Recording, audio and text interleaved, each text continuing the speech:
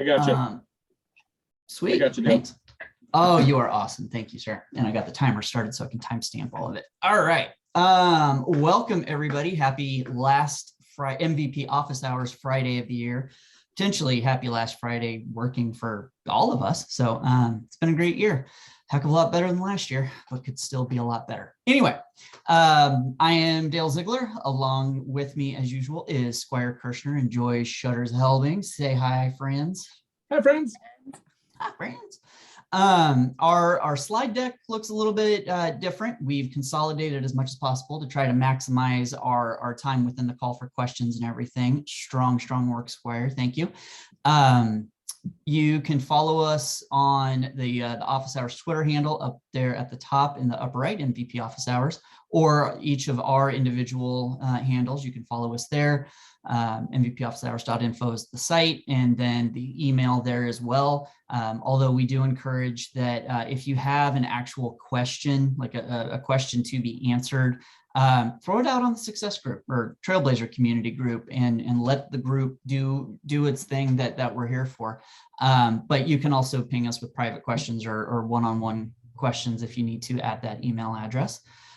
We are not the only office hours call in the ecosystem. Is Carlos on to talk about Portuguese?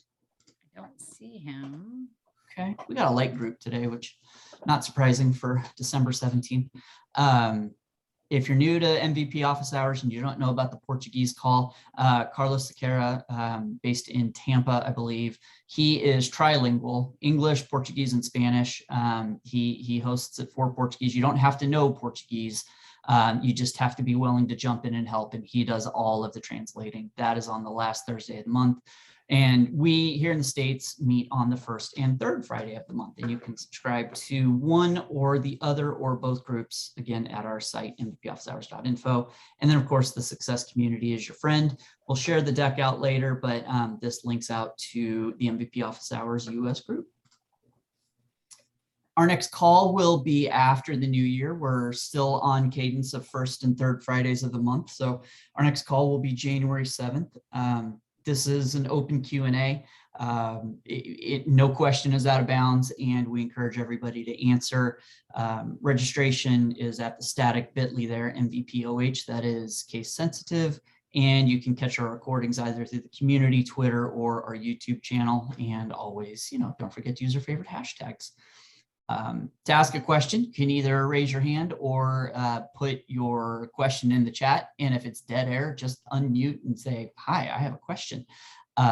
You very much are encouraged to share your screen, but please do not show us production. This does get recorded. It gets uploaded to YouTube. And so what we don't want to do is show real data. Show us sandboxes or a dev org or anything else, just not your production org, please. We want everyone to participate. You don't have to be an MVP to answer a question. Sometimes MVPs ask the questions. We don't know everything. This is fair game for everyone. Feel free to use the chat to share any links or any answers if perhaps you can't unmute.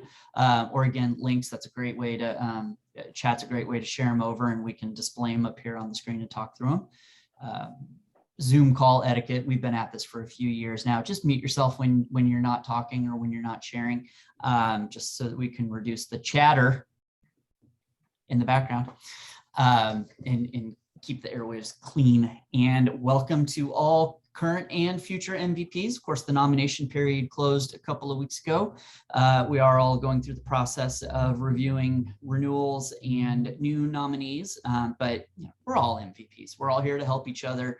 We're doing this with the best intentions at heart, and that's what makes it all matter. So thank you.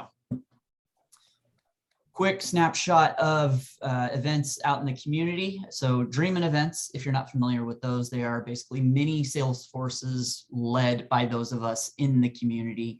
For the most part, they're regional, but sometimes they are specialty driven, like career and networking or developer. The three that are up there, or the three that are up there, Cactus Force, Southeast Dreamin', those are more regional. Higher Ed Dreamin', that's obviously more focused on the higher ed space. But there aren't that many people who run these because it does take a lot of work, but they put out a really high quality product. I hope I said that right. I know how I meant to say it in my head. So we'll roll with it. But definitely check those out, as well as on a more local scale down on the bottom. Join a Trailblazer group, go find your local user group, go find a regional user group. A lot of user groups are still meeting virtually, so go find any user groups. Definitely great ways to get connected with people more one-on-one, still virtually, but it's not like a huge conference of a few hundred people. It's much smaller numbers, more intimate settings, so that if you want to actually connect with someone, you definitely can. So check out any of those links to get connected at a local level. Our resource Hall of Fame, more often than not on these calls, we pull up the order of execution, as well as the data access model and object key prefixes. This is a new one to the Hall of Fame, but very, very valuable. 001 is account, 003 is contact, etc. The golden circle, always ask why, and the Mandela effect. Look into it. It's kind of creepy, but kind of fun. So with that, let's go ahead and actually dive in. We did not have any questions through email, but we did have two get posted to the success group. So Sarah able to join us? Let's see her. Doesn't look like it.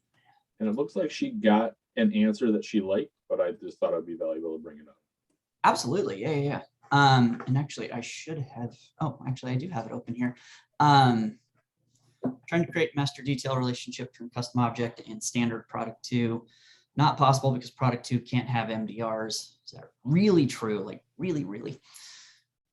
Figured out a way to get around it to solve my use case, but curious if anyone else has run into this problem or if you've been able to successfully create MDRs with product 2. There was an article shared or a discussion forum. Yep, and it looks like it covered the details, but didn't really go into the detail that we were hoping for as far as the why or the workaround, more just like a confirmation that you can't. Right. So I know Sarah loves this call. I'm hoping she's able to join us later. Or maybe it's a well-earned day off. Has anybody, so product 2, it works out of the box. It does a good job with opportunities, but then also can have some implications and impact on CPQ. Has anybody on this call who maybe hasn't seen the question yet really gone in depth on the product 2 object that might be able to speak to some of this, even just the why, even if you don't have a workaround, the why?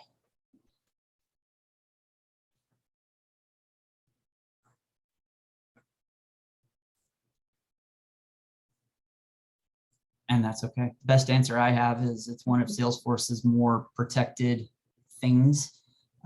So there's a reason why, but it's incredibly technical. So we'll go ahead and get that article thrown into. And then Marty said she had sent a question along this morning. Oh, okay. After we Let's- get to Todd. Yep, let's hit Todd's and then we'll jump to Marty. Go for it, Todd.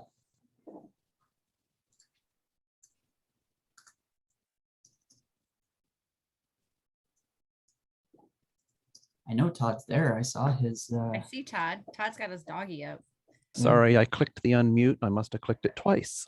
It's been one of those That days. happens. Started happens. last night when I locked myself out of my test system. So Ugh. Never fun. no. Anyway, had a request to somehow display messages to users when they log in. So I posted this question out there, and yes, we're using Lightning. I looked at the Lightning messaging utility, and I've used in-app guidance some, Squire, but all of that seems to be tied to a page layout. Is that correct? That's the way I understand it, yes. Okay, and I was trying to find a way to do it where it wasn't tied to a page layout. We could just show it to them. You can kick it off at home. Are you looking broader? Like, Well, I didn't know how to modify the home. I've never done that. okay. But the other thing Okay. I thought about is a few months ago, we did a or we had a presentation here. Someone did logins flows. So I hopped out and I actually came up with a partially workable solution where I can actually put in start dates and end dates and display it in a rich text area. And when the login happens, it runs the flow and gets the messages that pertain to that profile, and away we go. Dale is furiously getting to his service custom console to show us something. That would be Yeah. great. So But yeah. yes, So what happened is I messed up last night and I had that login flow tied to my sysadmin profile, and then the flow failed and I couldn't log in. Oh, gotcha. Fortunately, login flows don't run when you log in as from the setup side, and I had a vendor that was gracious enough to delete my login flow, which let me back in the system. Gotcha. Well, that was nice of them. I bet they billed you for it too. I don't know. He could have probably picked my eyes up off my desk when I got that message, though, that I was locked out. It's like, uh-oh. Right. Yeah. Are the messages based off of just standard content, or are they based off of records and information within Salesforce? No, it's nothing within Salesforce. These are deadline reminders that come out at various times of the year. And we're Okay, probably looking at like the, well, we call her an area assistant managing those. Mhm. Because they vary on when they come out and things like that. That's why I was trying to find a start and an end date and a way to do it without having to put someone into the administration side of Salesforce. I want it we do user something- controlled. We do something, it's not as beautiful as what this might be able to do, but if you put a dynamic component on the page with visibility criteria tied to metadata, you can then have the metadata change your dates. And now you don't have to keep modifying the thing. You just go in and modify the dates, and now it's live from X to Y, or you need to pop it back up. You can use that sort of thing, and you can then almost like stage it, right? You could have different components with different visibility based on different visual force or metadata fields. It's still an HTML component on like the home page, but it's an option. Okay. Is that an admin or developer type thing? It's all declarative. Okay. Custom metadata with your start and end date, so you can reference that in the look or in the visibility validation, and then it's just a rich text component on the home page that with custom visibility based on that visual force. And what is Dale showing? So you had asked how to modify the homepage. You do it through the app manager. So I'm here in an app, and then under pages is the actual homepage. It would be fantastic if they made it similarly accessible as object Lightning record pages, but that's the way in to get the homepage. Okay. And then my login flow could just drive them to the homepage. I think so. Yeah, I mean, if they aren't already going and starting their day on their homepage, absolutely. I would guess most of our users don't even know the homepage exists because we're using Lightning consoles. So it puts them right back where they left. Like they probably don't even know about the home pages for each object. Oh, wait, there's not a homepage for every object. There's a record page for every object, but a homepage is for your app itself. Are we saying the same thing? There's one for the app, but there's also I guess the list view is what I'm talking about for each object. When you dump into accounts, there's a In list view. Classic, there was like a home page for each record. In or what? record, each Yeah. object in Classic. That's not a Where you thing. could do things like merge accounts, and That's not a thing. I go back there sometimes. It's shameful, but I do it. I guess I thought I'm not as familiar with console as I probably should be. Can't you force a homepage start even in a console app? So Default. If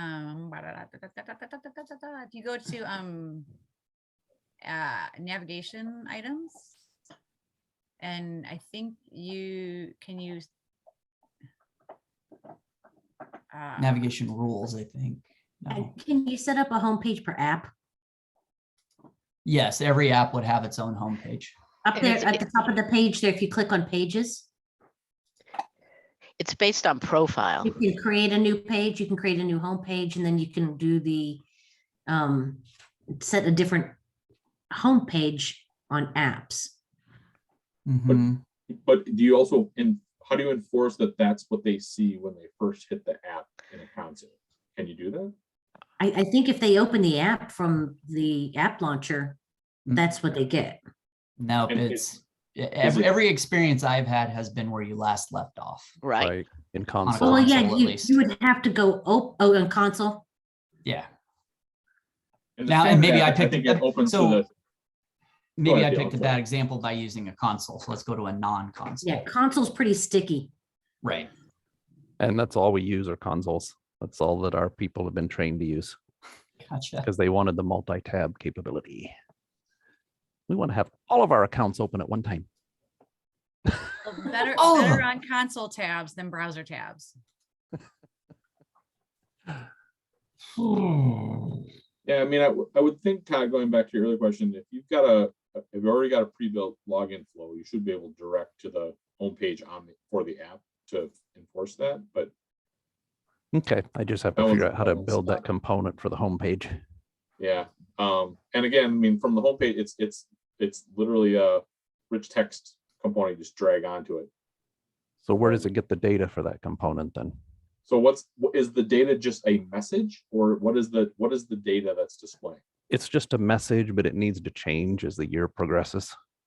So what you can do then is, actually, there's probably a couple ways to do it. I mean, if you want to make it completely declarative, is it always the same type of message at different parts of the year? It's always a reminder, like covers and deadlines are due by this date, Sure. and they And want it to then- show up about a week ahead of that date. And is that a message that only happens like once a year at the end of Q1, or is it the same message that pops up regularly? It can be 1 to 3 times a year, depending on what it is. So what- like hypothetically, you could write a rich text component that just says that, right? Like it's, they're due by the end of the month or whatever, it would be generic. But then you could have the visibility check to see if it's in date ranges. Oh, I and got make you. it pop up or go away based on the time of year, or Right. custom metadata Oh. and have multiples. Now I'm starting to follow you. So Yeah. it's so components that are either visible or invisible depending on the rules. Right. Correct. Yeah, you can make, Okay. I do that too a little bit, not by date ranges based on field values where I've got 6 different HTML components or rich text components, and they change based on the data values in Salesforce. Gotcha. So it almost feels like it's dynamic just based off of the data. Okay. Because what I have working right now, it just shows it on the login page and then they hit continue to finish logging in. It's using a screen flow as the login flow. I'm still thinking though that like, I think in-app guidance could still help you if you have a floating prompt and you set it up. I mean, you'd have to set up multiples, unfortunately, but you can then have actionable buttons and reportability to ensure that people saw it and did stuff to it. I don't lose track of that. Like the quick answer might be some of the stuff we're throwing out now, but in-app guidance can be really useful in a lot of ways. In other words, they acknowledge it and we know that they have read it, or they at least clicked on it, whether they read it or not. Yeah, and even to the point of like, you can have that pop up. Maybe it takes them to a report link or to a document, or it takes them off screen. Like it can be something they can utilize to do more work, but also then say, you said okay, but you didn't do it. So now it's time to have a conversation. So anyway, just a thought. I mean, there's a lot more work and overhead to get that set up, but the long time usability I think is high. Okay. I'll explore that option then. Thank you. And thank you, Dale, for showing me where to update that. I think I helped, so you're welcome. That's all I have. All right. I put Marty, Marty's stuff on the next page. awesome. Great. So before, I just wanted to say too, for the last caller, that the homepage is by app and by profile that you can assign just FYI. Then my question is, this sample report, and this is a demo system. I've noticed this, I think, only since the last release. And I wonder if anyone else has seen this issue where I have a % of total calculation on the report, and it does this percentage correctly, but I don't get the 100%. This has been in Salesforce support for about a month now for a client of mine that is premium support. And I've Are you talking recreated it. about- Yep, exactly. That Okay, okay. 100% is missing. So the other part is correct. 4 is 4.94% of 81, but it does not total to 100%. And I've recreated it in multiple instances. And I just want to know if anyone else has seen this issue or if someone else has a % of total report. And nothing changed on the dials on the report builder? No, I just recreated this in my demo art this morning, just so I could show exactly what I'm talking about. Do you have it up that you can Yep, share? I can. Alright. I can. Let's see. It says host disabled participant screen sharing. Oh, that's Oh, on me. So I need to. Give it a try again. I'm sorry. Okay, here we go. Share. Okay, here we go. So here's the report as I showed, and this is missing. And if I edit the report to show you the standard formula here. So it's count, etc. And then this display is groups based on fiscal period. Can you choose all summary levels? When you choose all summary levels and you do this, it says you must Oh. select a grouping context. Well, that's unfortunate. Okay. Yeah. Yes, Well- it is. But isn't that because it's the parent group val and not the other? What's the other one? It's the prior group val.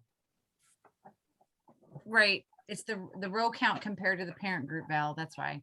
Right. Yeah, so it needs one. Yep.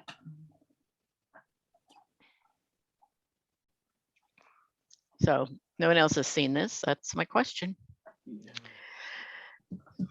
Salesforce can't figure it out either. All right. Thank you, everybody.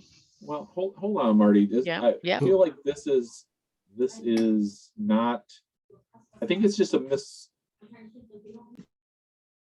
a misunderstanding. That's right. Whatever. Like I think Conflicting there's a syntax? Yeah, or there's something else that you have to do because I feel like we've accomplished this. Yeah, I And what copied you've this. got- And so I copied this from the trailhead Yeah, because I went back and said, am I missing something? And maybe I am, Mm. but yeah. So the previous group val calculation wouldn't give you a grand total by itself because there isn't a previous group val. That's why it's nulling out. So let's see here. So how do we get it to give you a grand total then? because I thought previous group val is if I want to compare group 1 to group 2, this year to last year, et cetera. Yeah, sorry. Yes, you're absolutely Right. correct. The parent group val, but I think it's still assessing at the groupings, and a grand total isn't a grouping. That's why I'm thinking like I think there's something else missing. What- Uh, I was what if trying you to had pull an- it up. What if you had an additional group level in there? Like So, same group, something else. in there? So I tried that. Good thought. I thought of that too, because I have a different issue. So here again, I'm still in my demo group and I have a similar issue in my in another scenario. So here I'll show you. I have 2. So I have fiscal period and then I added account and same result. And here, so here I do the same thing. And when I do this, I did here and I did here. And when I tried doing account name, I get the account, but again, I don't even get the subtotal.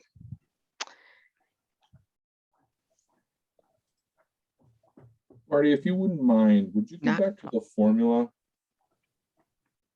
Sure, I could do anything that you suggest, because this is So just my demo system that is, Yeah. this report is just for this purpose of troubleshooting. So I think, so there's two questions. So the first one is, I think there's a third. I'm trying to find it. I'm like listening and looking and doing multiple screens. I think there's a third attribute to the parent group val equation that allows you to get another Thing. total. But the other question I have is, you're right that it doesn't display 100, but does it need to? Like, you're showing Well- percentage of the total. Is what does 100 tell you other than that there's That 100 it did at the it, bottom? other than it did it right. You have I to mean, question the it's- validity of your calculation. Yeah, and I mean, Okay. I don't That's- I know. mean- I have an accountant training and it's just, that it doesn't say 100 drives me crazy. Yep. And the Yep. client wants to see it too. And it's sort of like, why can't it do that? Yeah. But I mean, Because but to that point though, no matter how, even if it did say 100, it's always going to say 100 as you filter and add criteria, remove criteria, because that function is doing its calculations based on the data set. So no matter what, it's always going to total 100.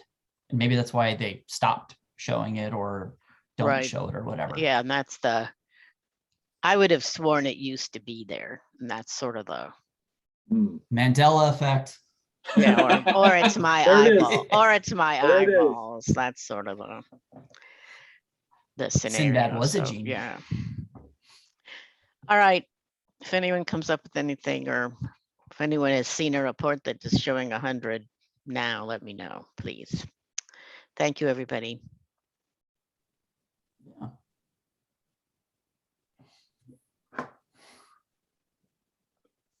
Stop share. Hey, Marty, I found something, but I think it just tells you exactly what we just like tripped through. So, Yes, but I put the link in the chat. the chat. Okay, thank you very I'm much. sure you've already seen it, but just making sure there's not something else there that we may have missed. I don't know. Okay, thank you. I will double check. Sometimes it's like the genius of the Google search when you haven't been up to your elbows in like your own like vocabulary. And then all of a sudden someone else throws in that like one piece of like Yep. vernacular and you're like, oh, it opened up everything. Well, and like I said, Salesforce support has been looking at this every day. I get we've sent it to blah, blah. Because there's a different report that has a similar but different issue also with summary. So, all right, thank you. The one other thought I had was like, do you have like the whole like power of one? Would that come into play if you use that alongside of the group count or the record count? Or would that just replicate the issue? Don't know. Interesting question. I don't know. Yeah. Isn't that just giving you your record count number, or have you got something else in mind, Joy? It is, but if you use that instead of the count of records, maybe it like, I don't know, flips the trigger differently. I don't know. It's just a thought. Oh, I see what you're saying. All right. Who knows? I try lots of weird stuff. I wonder if they removed that to avoid confusion if rounding errors resulted in like 99.9 or something other than 100. That would Interesting. result in all kind of support calls and confusion and so on. This way they just sort of duck that issue. Yeah, Quite it's possible. possible. Yeah. Quite possible. And Marty, is this feeding up to a dashboard? Can you, or are they just Yeah, wanting to that's see? that's the goal. Yes. Where we haven't put it in production yet because Have you seen that if it will, in the dashboard display, will you get the 100%? oh, interesting question. I don't know. I'll have to check that out. And I would assume you'd probably use 100% bar anyway, or no? Don't know. I haven't played with that yet. Okay. So funny story, kind of related, kind of not. A couple of years ago, right after Salesforce started giving you your on certification tests, like your percentage breakdown by section, I took an exam like 2 weeks after that came out, and I failed. And so I got the results, and I'm like, I was so close. I'm like, wait a minute, I was really close, like super stupid close. So, weighted averages. I took the exam guide that said, I don't even remember what exam it was, but this section's worth 15%, this section's worth 8%, whatever. And I put it up against each section result. And my math said I got like a 65.05%. So I opened a ticket with Salesforce and was like, no, I passed. And When really came, what you were saying is, no, your documentation's wrong. right. This is everybody's fault but mine. No, but what they came back with was on the back end, they do their calculations to 2 more decimal places than what they put out. So I was actually like a 64.95. And they don't round that up. You have to be a straight 65.0 or better. I'm like, are you? So anyway, the whole rounding error, all that kind of stuff, it would be interesting to know, though, going back to trying to look at this on a dashboard or doing a 100% bar or something, is where does the total actually get calculated? Is it a sum of each of those percentages, or does it take 81 out of 81? Like, where does it do that final math? So anyway. What a day. Yeah. Marty, this one's got me really frustrated. You might have 2 people looking at this for you.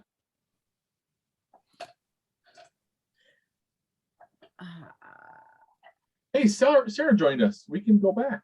Yeah. Let's do it. All right. I think this answers it. Basically, is like, it's not possible because product 2 is weird.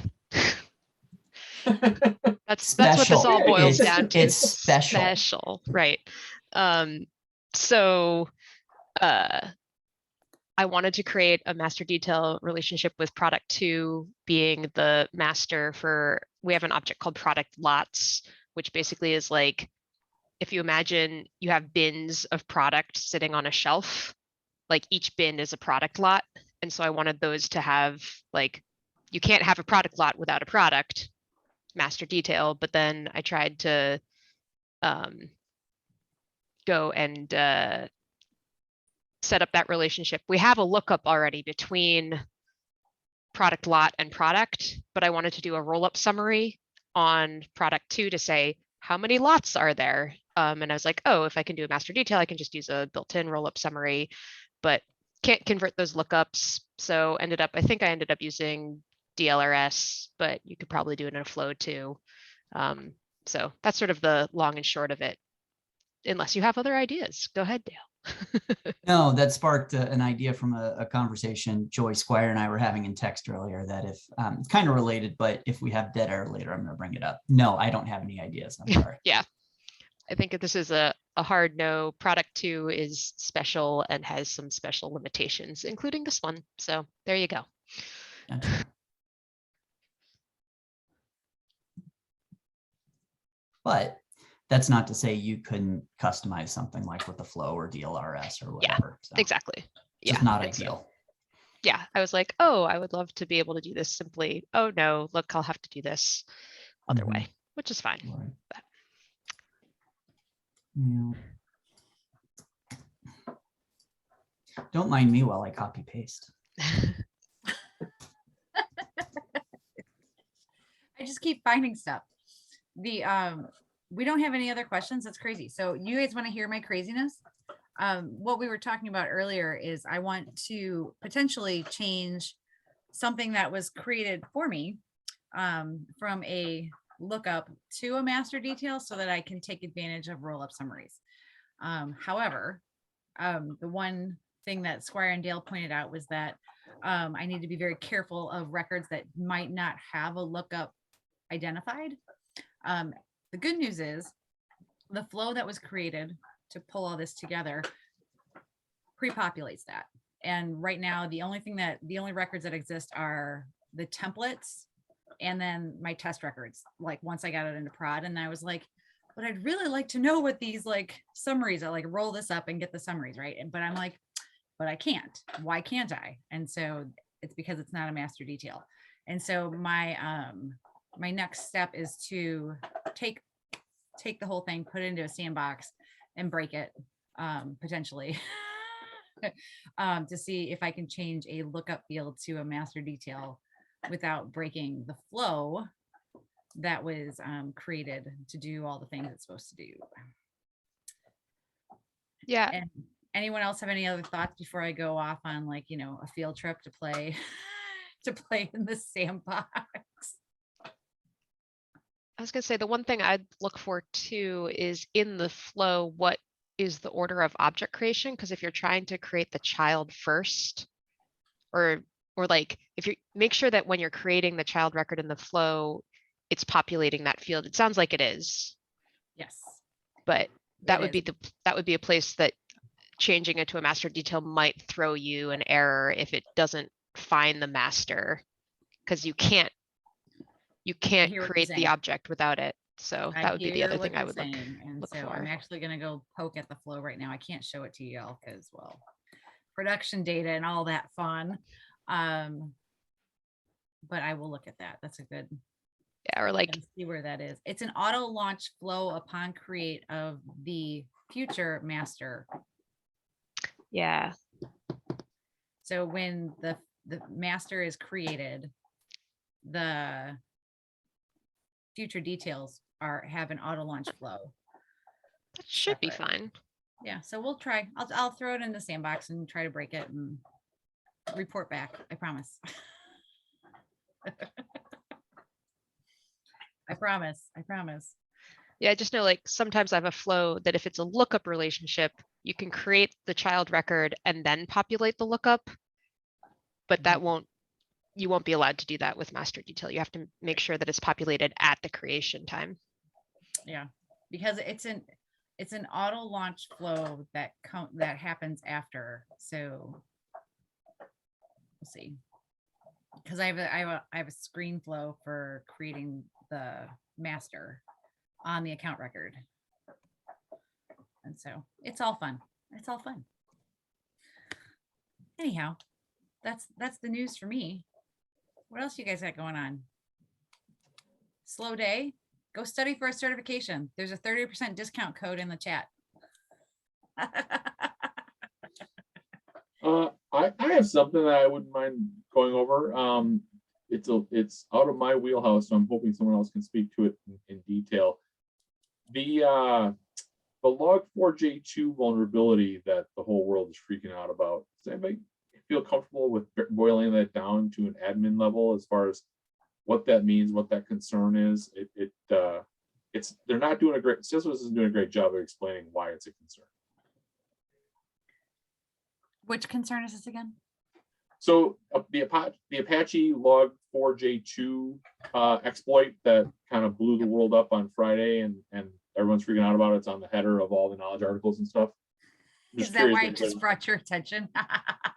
No, it's been on my list all week because I've been trying to figure out what that means for us. I don't think it means anything for us because we can't do anything about it, but I don't know what to tell like info security as far as like what the vulnerability represents for Salesforce. And Salesforce right now just has that big banner of like, we're looking into it, we've got it covered, but Does that's this have not really anything to do with multi-factor? No, not MFA at all, unfortunately. I know that one.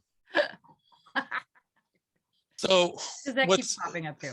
So what's basically going on is, Apache is this big open source organization, and it's built on Java. So you have the Apache web server, you have Hadoop, you have a whole bunch of Apache technologies, and potentially other software that uses that does internal logging, right? And basically this vulnerability is if the log incorporates data that comes in from a user externally, then it is possible to for somebody, if you're somebody outside of a website and you enter data that gets logged, it allows you to hijack that website and get full access to it, right, to the server, right? Now, exactly how it works, I'm not sure, but that's the essence of it. So everybody who's using Log4j is scrambling to upgrade, and it's used all over the place, right? Everybody who's using any Apache software or who's using that module directly. So for us as users, there's very little impact, right? It's not going to impact your computer because people are not connecting to your computer from outside, and you're probably not running Apache software. But Salesforce undoubtedly is using Java. We know that Apex runs in Java, that the core platform uses Java, which means they're probably using Log4j all over the place. So I'm sure they're scrambling, and this is Salesforce. They're not necessarily going to be very public right now about how bad it is until after everything's patched and so on, and probably rightly so. You don't want to announce to the world that you're vulnerable. As a Salesforce customer, we've had vendors come to us and say, what are you doing about Log4j? And we basically came back to them and said, hey, our external servers, we're not using Apache, or it's a hosted browser, or we're using Salesforce. And they pretty much said, okay, you're good. So, the people who I trust are saying it's really, really bad and serious, but I don't have the deep technical understanding to really appreciate how bad it is. So let me maybe frame this up from a different perspective. From a Salesforce perspective, this could be that this is potentially a bad thing, whether it's in our orgs or just Salesforce infrastructure in general, right? That's my first question. Yes, it is. It is potentially a very, very bad thing for Salesforce. So if you are Parker Harris right now, you are probably pounding on people and saying, audit every use of Log4j everywhere, including Heroku, Tableau, all the services, and find out if there's any possibility that user provided data can show up in one of those logs that are being logged by Log4j. And so let's put ourselves in the shoes of us as normal everyday consumers of the internet, whether it be Amazon or social media or anything like that. What, if any, risk do we as consumers potentially have because of this? Well, I would say that our biggest risk is if a site gets hacked and, they can access our personal information. They could put up, false sites that look just like the real ones. They could, for example, if they hacked, let's say they hacked Salesforce and they were able to get in on the authentication system, they could be capturing, user account names and passwords, right? Now, again, I think this is very unlikely because this would probably be found very, very quickly. Plus, who knows where they're using Log4j. But I think that as individuals, that is our biggest risk, is that it could facilitate attacks against us indirectly by way of a site that's been hijacked. What about any encrypted data? Like if we've saved credit cards, again, Amazon's the best example I can come up with, but anything that's payment information or social security numbers or anything like that, that you hope you give into a place that encrypts, is that at risk? Okay, well, let's first be honest. All of our social security numbers, credit card information, all that stuff's all out there anyway. So, True. so it's not necessarily making it a whole lot worse. I just ruined Joy's Christmas. I'm sorry.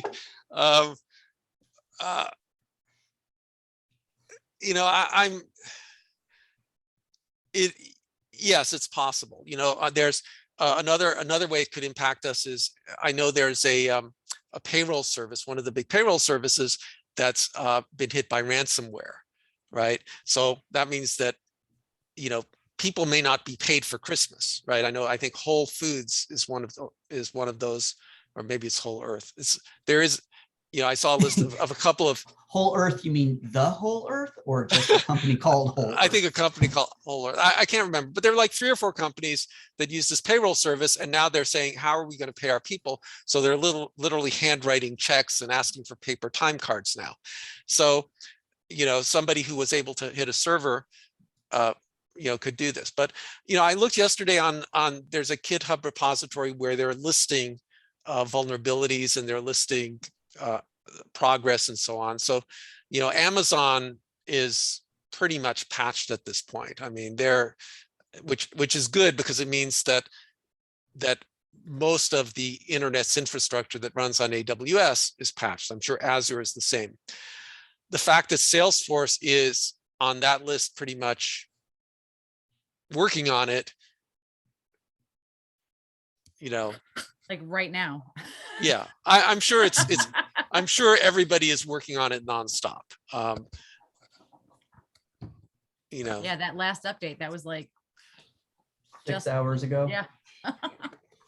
No, 17 minus 6 is 11 Central. So 2 hours ago. Yeah. I did see something elsewhere on the Ohana Slack about data loader and wanting to download the latest data loader. I don't know how data loader uses Log4j at all or not, but just make sure you're on the latest version. It doesn't matter, because Yeah. you're running data loader on your system, Okay. and nobody is coming into your system unless you're running it on a web server. So What about on a Mac? Because I seem to remember having to. No, I'm serious. There's different instructions, and Well, I think an there's- additional plugin to get data loader on a Mac Right, versus and a there's PC. also data loader IO, which is on like online, Mhm. but is no good for like high volumes of records like I've been working with in the last like 2 Well, weeks. not for free. It's not. I'm not paying for that. Come on. but hopefully they're looking into it. If they're written in Java, right, Right. then, like one of the reasons we were able to answer our vendors that, our AWS services is fine, because they're all written in C#. So they'd use something called Log4j, which is a completely different technology and doesn't have that vulnerability. So we got lucky. Not to be confused with Leonard Fournette, the Tampa Bay Buccaneers running back. Nice. But it's different kinds of vulnerabilities, right? Wonder if I should be worried about my workbench, my favorite tool. Oh, don't say that, Chris. So That workbench was going to be gone by now. Yeah, Shh, it's not don't tell supported them. anyway. You don't have to worry about it. yeah. Can't blow up the planet. That's where I keep all my stuff. Yeah. Oh. How is that? Okay. Sorry. Hi, Taco. Yeah, I was talking with the dog. The dog Taco. He's been real quiet. You guys got lucky today. Wow, this is crazy. Gotta wrap things up early today. You guys don't have any jokes. You don't have any problems. Like, oh.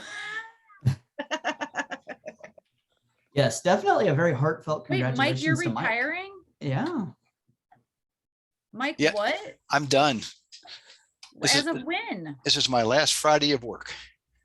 Congratulations. Wow. Thanks. Congratulations. That's amazing. Yep. So I'm giving up the title of being the oldest active admin, Nice. I'm jealous. I'm ready, man. How is your company going to manage without you? I'm pretty sure that's their problem. Now, That's a you That is the problem. correct There you answer. go. That's Oh, man. amazing. Awesome. Congratulations. Well, thank you. Thank you. I'm sharing bubble gum. So if you're into music, I'm sharing you some music. Nice. That's the first one is Joy's song about closing time. Yep. And it's an excellent read and a presentation by Straight No Chaser. And the Mhm. second one is 12 Days of Christmas, and it's a little manic, but they do a great job with it. So, Oh, my kids love that version. yeah. Yeah. I'm gonna have to So case them in- in in- for later.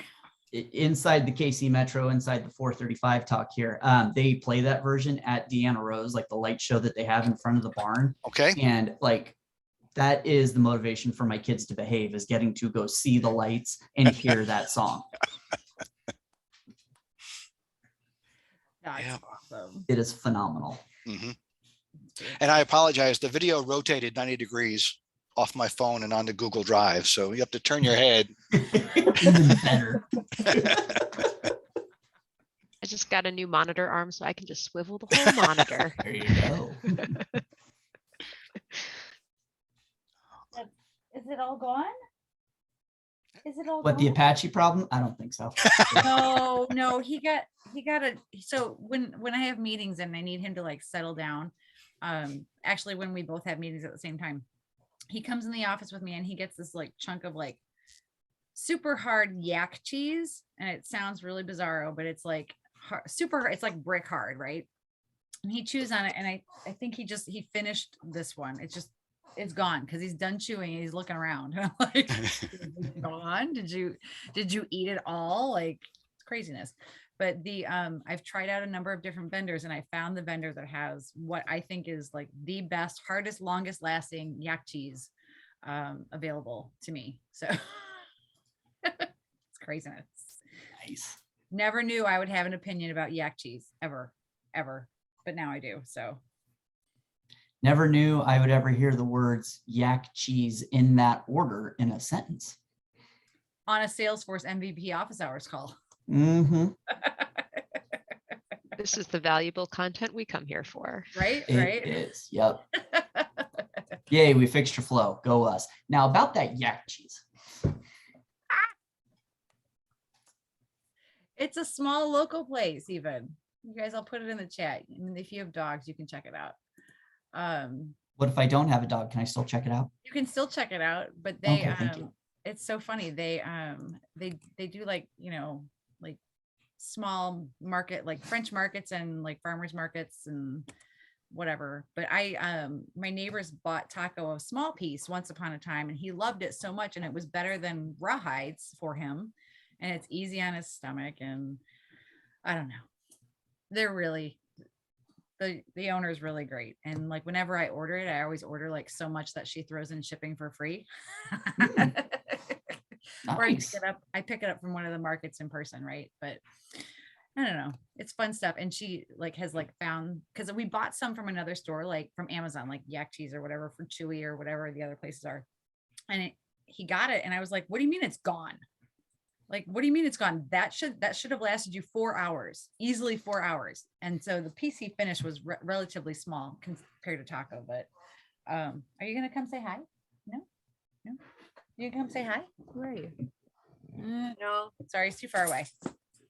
What? Maybe if I turn off the background, we'll see. See if we can get him to smile for us. Oh, hi. Come here. Come here. Oh, stand up. Nope, not. He won't come closer to the computer. He gets in trouble for being like, what? Oh my, it's like babysitting. I'm sorry. Let's see. Oh, he's done. So what is here? Taco, come here. There he is. Taco. Taco, come here. No? Yeah, come say hi. No, he says no. He's like, let me out of this room. Let me out. So no other questions. I'm gonna let him out. All right. Yeah. Anybody? Anything? This is Oh, Todd amazing. has Everyone 6-month-old has- puppy coming Saturday. Nice. Fostering, family visiting. What's going on? Canine companion puppy sitting. Wow. Puppy raiser has to travel. So Gotcha. Very cool. 6-month-old puppy. That's a lot of fun. I thought she was a in year. New environment. I thought she was a year when I agreed to do this. Oops. Well, Well, you're in it now. It'll be fun. I was Not just my telling- first time. Yeah, I was telling someone else the other day that it's like if and when there's another dog in my life, if I have a choice, it will not be a puppy. Mhm. I was having coffee with a friend this morning that said the exact same thing. Is at some point you get way too old for dealing with puppies. Just way too much work. Yeah, they're a lot of fun, but they are full-time, like, whew.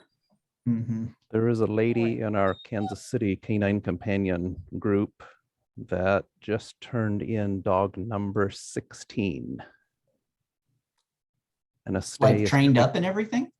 puppy raiser gets them when they're 8 weeks old, and they have them for 18 months before they go back for their specialized training as a service dog. Gotcha. And she's turned in number 16 in November. Wow. That is a commitment. That like when you have after you have your third kid, the fourth, like all the rest of them just kind of like, it's like a rotational pattern. You just like, your expectations are just a certain way. And they're like, okay, if I don't fall in line, I'm not going to get my dinner. Right. Yeah, I think once you have the setup, you're just good to go. Right. You have the That's puppy Youngest groom. kid, youngest kid, your job, just don't die. Yeah. That's all you gotta do. The Follow rest is on leader. you. Yep. Follow the leader. It'll be fine. It'll be fine. All right. When we come back in January, I want someone to have a new certification because I got all amped up about mine yesterday. So go get certified.